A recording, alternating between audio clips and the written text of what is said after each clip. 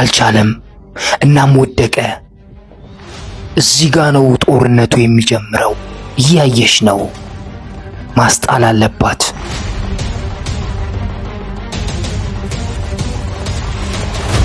ይህ የእንስሳት ሕግ ነው።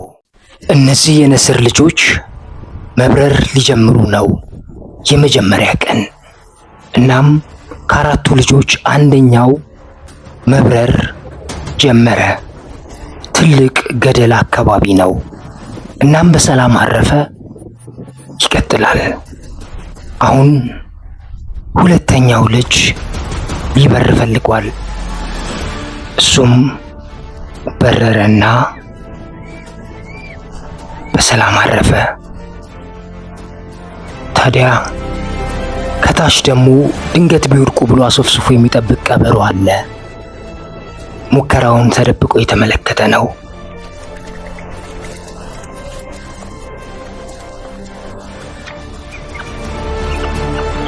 በሶስተኛ ልጅ ሊበር ፈልጓል። እናም በፍርሃት ስሜት ሆኖ እሱም መብረር ጀመረ። ከድንጋይ ጋር ተጋጨና ወደቀ። አልቻለም። ታዲያ አጅሬው ቀበሬ መጥቶ በፍጥነት ወሰደው።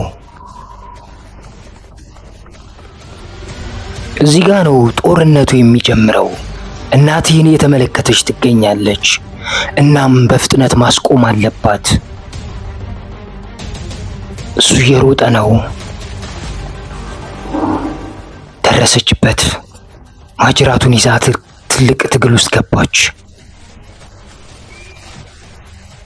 እናትነት ከባድ ነው። አስጣለችው። ነገር ግን የንስሯ ልጅ ተጎድታለችና አልቻለችም። ሕይወቷ አለፈ።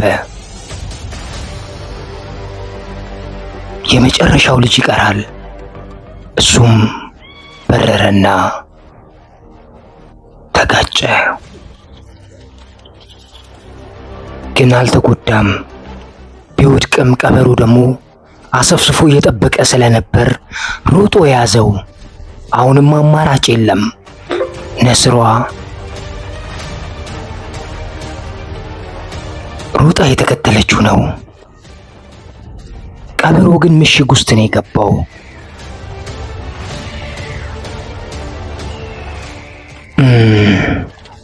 ለዛሬ በለስ ቀንቶት ምሽግ ውስጥ ገብቶ ልጇን ወስዷል። ምንም ማድረግ አልቻለችም። ይህ ከባዱ የህይወት ፈተና ነው። ከአራቱ ልጆቿ ሁለቱን አጣለች። ህይወት እንዲህ ናት።